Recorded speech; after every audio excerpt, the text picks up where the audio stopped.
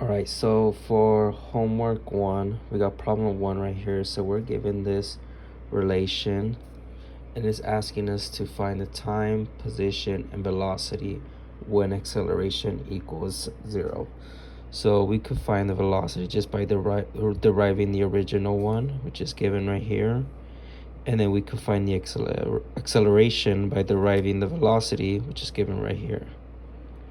So the time when a equals 0, we can use the acceleration equation just because, it has less variables. So we could, well, I just used the quadratic formula to find it, but you can find it by factoring it or another way that you want. And you can have negative time, so I picked this one right over here. And then to find the position when a equals 0, so now that we found the time when a equals 0, we can just plug this in back to this equation to get the position, and it's given right here. And then the same thing with the velocity. You just plug in the time to the velocity equation to get your velocity. These are the final answers. Now for problem 2, we're given a bullet with this velocity equation. We're given the initial velocity and the position when x equals 0. So it's asking us to get the initial acceleration of the projectile and the time required for the projectile to penetrate 3.9 inches into the resisting medium. Okay, so what I did here, so I use this equation right here because it gives us x and the initial velocity when x equals 0. So you could just plug in the initial velocity and x to find your k. And since it's when x equals 0, b will equal 0 as well. So we're given our k right here. And then to find the acceleration, we do the same as the last problem where we derive the acceleration equation, which is given this right here. And then b, we could just plug in the top equation back to right here. All right. So we do when time equals 0, we could get the acceleration, which is given right here. Now to find the position, to find the time when the position is 3.9 inches, we derive this equation right here.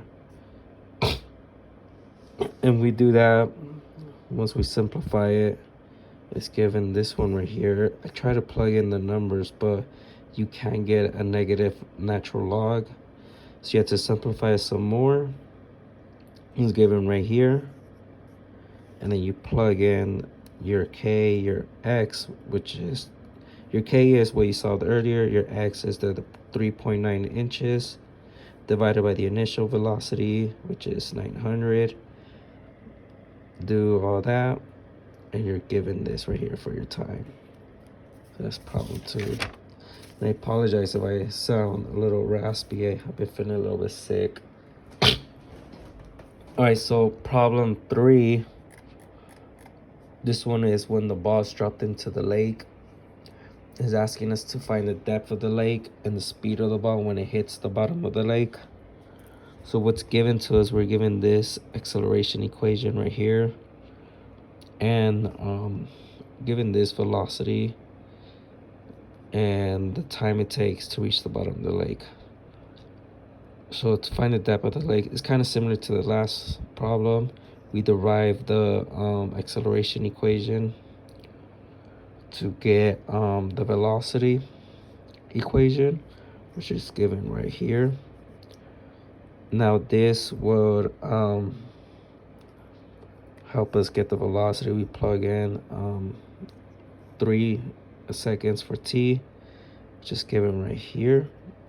And this is actually part B. So let's solve for part B first. So this is part B right here. This is how long it will take for it to hit the bottom of the lake. Now we integrate this one again, the velocity equation, to get the position. So once we do that, we're left with this right here. Once we integrate and simplify it, we're left with this equation for the position. Then we plug in 3 for t. I think that's the only thing we plug in. And then we're given our position, which is part A. All right, then for problem 4, it's when there's a jogger running. They give us the velocity equation, and then x equals 0 when time equals 0. And it's asking us to find the distance the jogger has to run when it's 1 hour, the jogger's acceleration when time equals 0, and the time required for the jogger to run 6 miles. All right, so yeah, what I did right here, derived the velocity equation, and just given right here. So this is used more later down to find the time, I believe. But so I just underlined and labeled the equation 1 so I could remember to use it again. But once I have this, once I integrate it, sorry, not the right, once I integrate it, I'm given the position equation, plug in 1 hour for the time, and I'm given 7.15 miles. That's how long it would take him to get 1 hour. The second part is the jogger's acceleration when time equals 0. So then we derive the velocity equation to get acceleration. So acceleration is the rate of change of velocity. So wherever there's a v, plug in, so there's 2 v's right here, plug in the velocity equation. And I'm given this right here for the acceleration. So I earlier said when time equals 0, x equals 0 as well. So plug in the values, which is just x, which will be 0. Then I'm given my acceleration in miles per hour squared. Then that's converted to feet per second squared. And then for part C, we use the same equation I talked about earlier right here, where it's underlined. And that's the time required for the jogger to run 6 miles. So the only difference here is where there's an x, plug in this is 6, and then solve for t. Once I did that, once I solve for t, I'm given a really small hour just to make it look a little bit nicer. I converted it to minutes, and I got 49.92 minutes. Right, and then problem 5. This one, we're given the acceleration of a particle falling towards Earth, which is right here. It wants us to find the escape velocity, which is the minimum velocity in which a particle must be projected vertically upward from the surface of the Earth if it's not to return to the Earth. So what I got from that is when v equals the so first what we had to do is, of course, integrate the acceleration equation to get the velocity. And then what I got is when the velocity equals the escape velocity, that's when r will equal the radius of the Earth, because it talked about how it goes upward to the surface of the Earth. So you integrate that with the respect of, and then when the velocity equals 0, the radius will equal infinity. So I took that into account when I integrated. And then I got this right here once I simplified the integration, which helped me solve for the escape velocity. And then I had to convert the 3960 miles, which I believe that was given. Yeah, that was the radius of the Earth. Convert that to meters, because that's what I chose to use, just because g, the gravity, is 9.81 meters per second squared. So just try to keep in the same units. So I was given 11,182 meters per second for the escape velocity. Okay, so for problem 6, we have an athlete who pulls using like some kind of workout machine, but it asks us to find the accelerations of the handle A and weight B, and the velocity and change in position of handle A after 5 seconds. So here's like a rough sketch what I did. So I had labeled this XA and YB. XA, oh, for YB I multiplied by 3 just because there was 3 right here. 2, 3. XA there's only 1.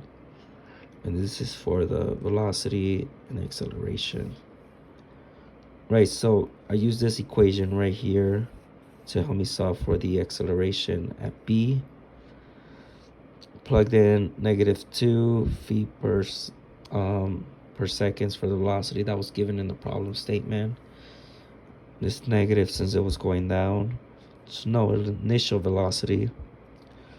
And the YB was also given the problem statement was 4 inches. Convert that to feet. Then minus by 0. There's no initial YB. So once you get all that, you're given AB equals -6 feet per second squared. And this is negative is going up. Now that I have the acceleration at B, I can use this equation right here to solve for the acceleration at A. Just plug in -6 and I'm given 18 feet per second squared. Then it asks for what else? The change in position. So use this equation right here. Normally it's an X. There's a initial X plus all this, but just send it over. I send it over to the other side. So it's the change in position. Right, and then right here it's the initial velocity for A was 0 times time, which is 0.5. It's given in the problem statement. And the acceleration of A was given before times the time, and it gives us the rate of change 2.25 feet. Once that's given, well, I guess we don't need to solve this problem. This problem we could have solved it without this, which is just the velocity of A, the initial velocity 0, and then the acceleration at A was solved in part A. Then you just times it by this time now, and you get 9 feet per second. All right, so problem 7 was the parachute equation. They gave us when he opened his parachute, like at what altitude, which was 600 meters. And then when he started experiencing deceleration, which was at 586 meters to 300 meters. So what they want us to find out is the time required for the parachute to land after opening, no, for the person to land after opening his parachute and the initial deceleration. So these are the rates, just converted to meters per second so it could follow the problem. The 201, that one is when the altitude was 600. And the 50, that one when it was 586 to 30. All right, so use this equation right here. And then that gave me my acceleration, which was -103.4. Yeah, so I used the initial velocity of this because that's when he first, that's when he was at the highest. And then this one right here, which was the final velocity. And then just the altitude's difference. All right, so how I solve for the time, I just try to solve for the time from 600 to 586, 586 to 30, then 30 to 0, and add it up. So what I tried to do first, this right here was the acceleration from 600 to 586. So with that, I was able to find the time for this altitude. So then for 586 to 3 for 230 meters, this one they told us what the rate was. The rate was the same during these two altitudes. So I just minus it, divided by the rate, which was, I got this 40 seconds. And then the time from 30 to 0 meters, basically the same steps as this one up here. First, find the acceleration. Once the acceleration was given, plug that in to find the time. Then you add up all the times to give you your final time. I'll be back real quick. Just gonna get a sip of water.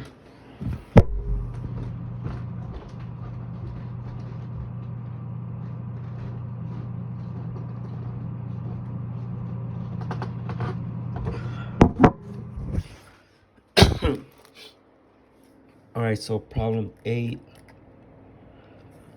And that was when we're given this position vector, and they want us to determine the magnitude of the velocity and acceleration. So this one's, kind of similar to problem 1. Look, think of it as the position vector, and then to get it to velocity, you derive it. That's what I did right here. So this was after I derived it, what I got. And then they want the magnitude, so what I did is square every single one. And at the end, I'm square rooted, to get the velocity. But yeah, so what I just did here is just try to simplify it as best as I could. Remember this rule right here, this cosine squared plus sine squared is equal to 1. So I just looked where that applied, plug in the ones. This is what I was given. Then I had to square root it because I still had the squared on the velocity, and this is what I was given for the magnitude of the velocity. Same thing for acceleration. Derive the velocity equation to get the acceleration. We got this big number right here. The c in the middle went to 0 just because it was just c. It didn't have any t. It didn't have any t to it, so it was canceled out. Then we squared it right here. And then right here, just try to simplify it. Same thing was up here. Try to see where I could apply this. This one's right here canceled out. And I was given this right here. Realized I could take off w squared out of the equations. I was given this. Then square root it. Squares are off. And then it stayed square root. And that's the acceleration. And then problem 9, this is about the softball pitch. Here's a rough sketch of what was given to us. It asked for where the pitch meets the maximum height and the height of the ball as it reaches the batter. This one's the batter, this is the pitcher. So these equations were the ones that were used. Right here for the y, we learned that acceleration equals negative g. And the Vy is V naught times the sine of the angle. And then this right here, this one's useful as well to help find the time. You could plug this in right here, which is what I did right here. And then solve for the time. And then once we have the time, we could plug it in on this equation up here to help me get the maximum height. And then, plug it in. 0.6 is our initial y, just because it's how high the ball was off the ground. Plug in what we need, and we're given this. And this is between 1.8 and 3.7, which they say the max height is between those two values. So we're okay on that, it checks off. Then it asks for the height of the ball as it reaches the batter. For that one, we had to find out the max horizontal distance, just because this how far it's going to travel.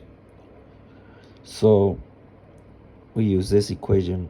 Well, x equals vx times t, and then vx is equal v naught cosine of the angle. So we could plug that in into here, just given right there. X is given by the figure 15.2, and we could divide that over to get our time. Then once we have the time it takes to reach from here to here, we could figure out, we could use this, the top equation right here, to get the height as the ball reaches the batter. We just plug in the values with our new time, and we're given this. That's the maximum height, not the max, the height of the ball as it reaches the batter. All right, so problem 10. That's the football game souvenir balls as they're thrown to the spectators. So it wants us to determine the range of values of V naught if the balls are land between point B and point C. So these are the main equations we're going to use right now, because we're going to focus horizontally and vertically. So for the horizontal one, we know V naught is equal V naught cosine of 40. Just right here, we're focusing on cosine because it's horizontally. The acceleration is going to be 0, and the initial position is going to be 0, just because it starts right here with the person. Now vertically, same thing, but just right here instead of sine. However, the acceleration is going to be negative. Gravity, the negative g, is going to be acting down, and then the y naught, the initial position, is going to be 2, because that's how high it's off the ground when the spectator throws the ball. So okay, so the same as the last equation. Wait, sorry, no. So we plug this in, and so we plug these values into this equation, which gives us this, where the initial x is 0, the acceleration is 0, so that cancels out. So we're left with this.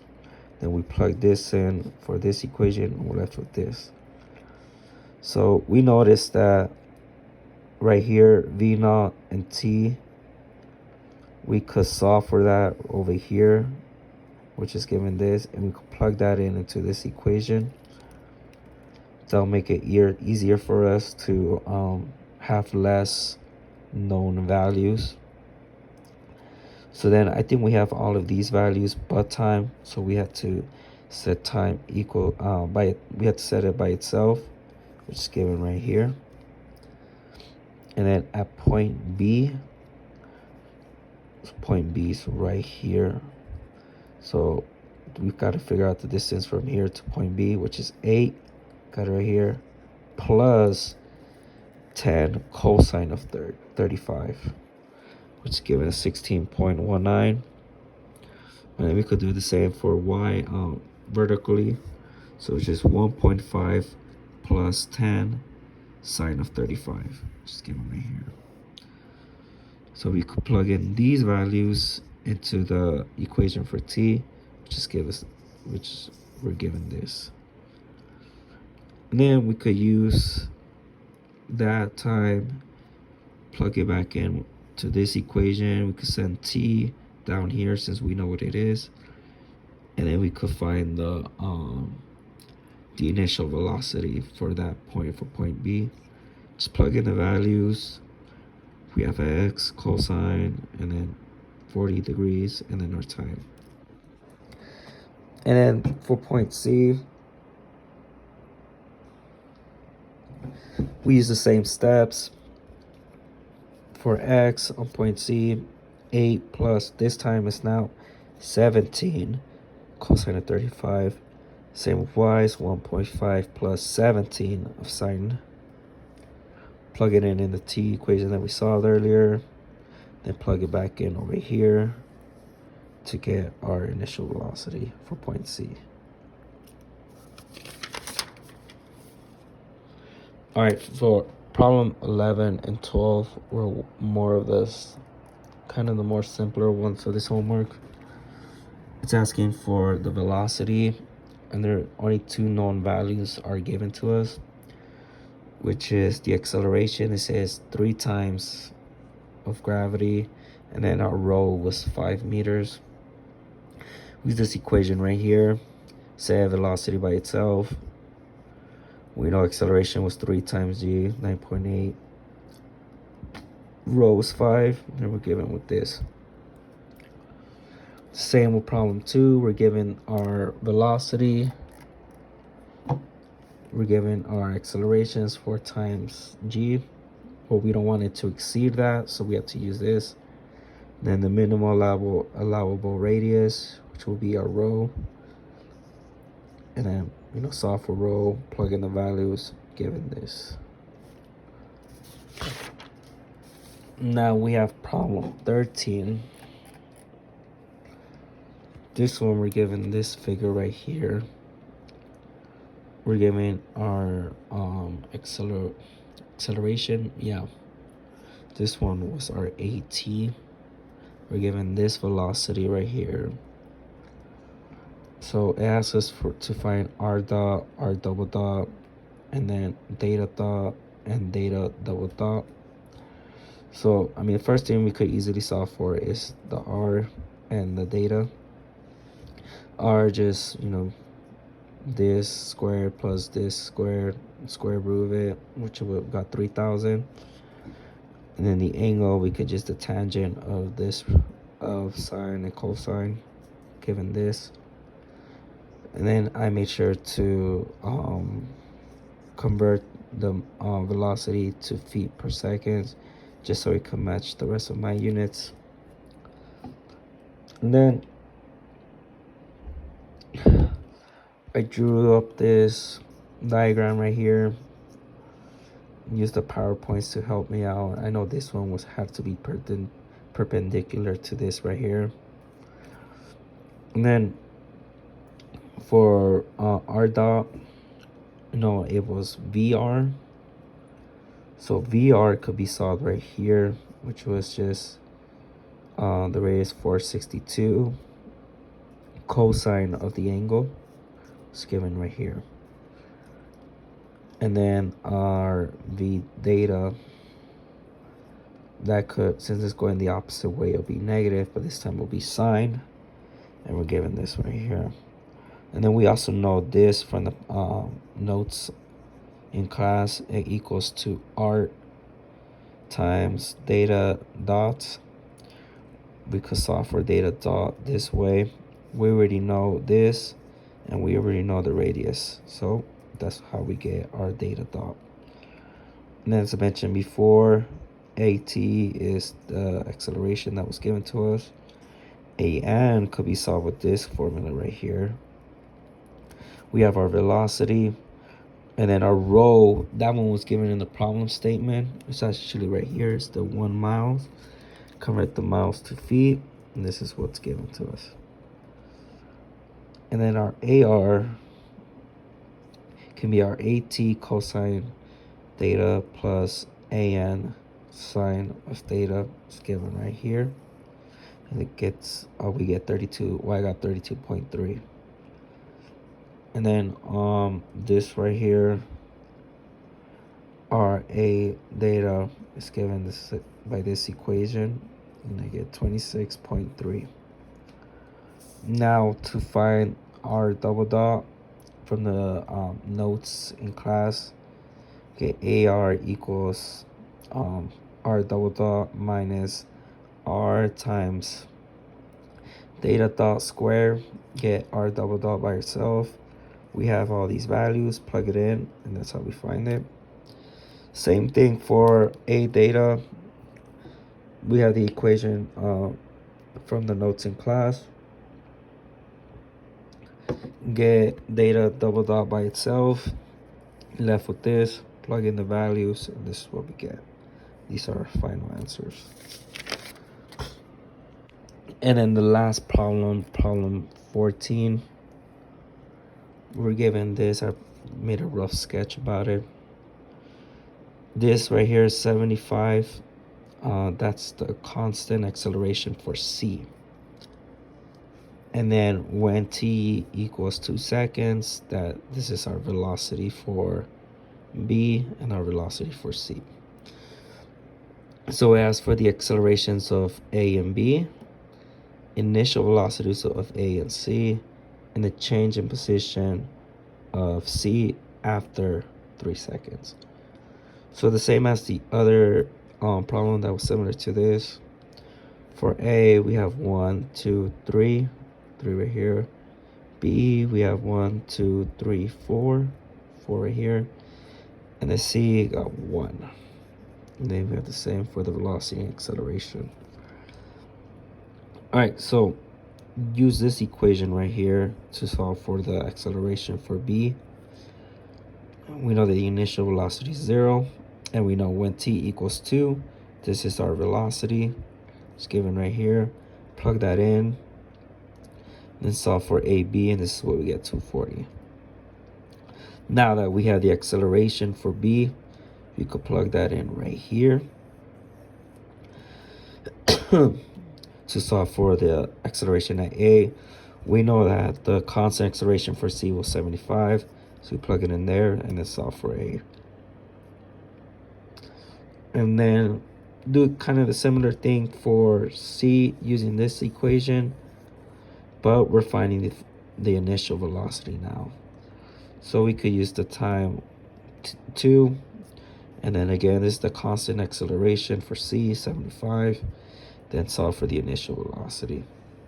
Now that we have the initial velocity, we could use the velocity equation to find the velocity for A. We just have to remember that the initial velocity for B was 0. Plug that in, and then plug in the initial velocity for C that we just found, and then solve for the velocity of A, the initial velocity of A. And then it asks for the change of position for C after 3 seconds. This equation right here. Change of position. We have our initial velocity 130. This time the time is 3 seconds. We do that plus 1/2.